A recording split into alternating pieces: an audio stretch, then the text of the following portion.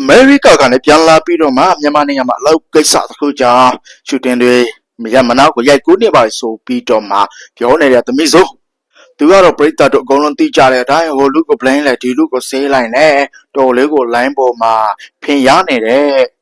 သမီးစိုးကိုတော့အတင်ကိုကနေပြီးတော့မှစေတနာလေးတစ်ခုကြောင့်ညှိစွန်းပြီးတော့မှမကျေနပ်ကခုအချိန်မှာတော့မြန်မာနိုင်ငံရောက်ပြီးတော့မှမန္တလေးမြို့မှာဟိုတဲ့တစ်ခုမှာတဲခွန်နေတယ်ဆိုပြီးသတင်းတွေကြားကြခြင်းပဲလိုက်စုံစမ်းပြီးတော့မှ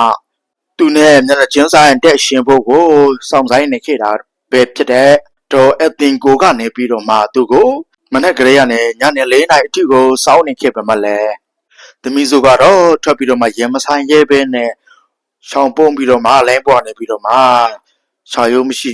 ပါစက်တင်ရပြီးတော့မှကလျှောက်ပြီးပြောနေပြန်တာကြောင့်တော်လေးကိုအခဲမချစ်ဖြစ်နေတဲ့တော့အတင်ကိုကနေပြီးတော့မှသူကိုလိုင်းပေါ်မှာရှိနေကြတယ်ချစ်ရတဲ့မဆွေတွေသူကိုဒီနေရာများသိခဲ့တည်ရှိတော့သူရဲ့ location လေးကိုပြပြီးတော့မှသူကိုပြောပြနိုင်တဲ့လူကိုသိန်း100ထိကိုစုပေးမယ်ဆိုပြီးတော့မှကိုဝရန်ထုတ်ပြီးတော့မှလိုက်လံရှာဖွေနေစေပြနေတဲ့တော့အတင်ကိုကနေပြီးတော့မှသူကိုဘလိုမျိုးတွေပြဿနာတွေနဲ့ရင်ဆိုင်ပြေရှင်းသွားမလဲဆိုပြီးတော့မှကိုပြောကြနေတဲ့ပရိသတ်တွေကြားထဲမှာတော့တော်လေးကိုခစ်ထနေတာပဲဖြစ်ပါတယ်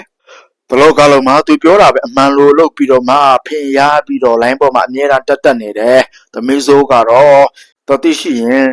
ငါတဲနေတဲ့ဟိုတေရှိကိုလာခဲ့ဆိုပြီးတော့မှဖိတ်ခေါ်ပြီးတော့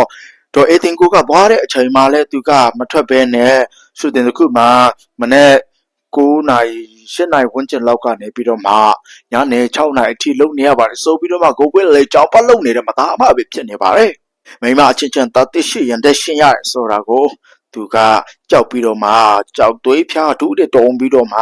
လိုင်းဘွားနဲ့ဖွေးလို့ဟောင်းနေတတ်တယ်သမီးစိုးကတော့အခုကျမှအတင်ကိုလိုက်လန်ရှာဖွေပြီးတော့မှသိန်း100ထိပါပတ်စံနဲ့သုံးပြီးတော့လိုက်လန်ဝရန်ထုတ်ပြီးရှာဖွေနေခဲ့တာတော့မှသူကထဲမတွေ့ပင်နဲ့ခုချိန်ထိလိုင်းဘွားနဲ့ပဲဖင်ရပြီးအားချောင်းနေတော့ဆိုတော့ပရိသတ်တို့ကလည်းသူကသွားပြီးတော့မှတရောလောင်းပြောင်းနေခိကြရပြီပဲဖြစ်ပါတယ်စောက်ရှက်မရှိတယ်သမီးစိုးကတော့အမေရိကန်ကနေပြီးတော့မှပြန်လာပြီးတော့ဖင်ရပြီးတော့မှဘယ်တော့အသက်ပြောက်မလဲဆိုတာတော့အာမခံစရာမရှိတော့တဲ့အနေထားတွေဖြစ်နေပြီပဲဖြစ်ပါတယ်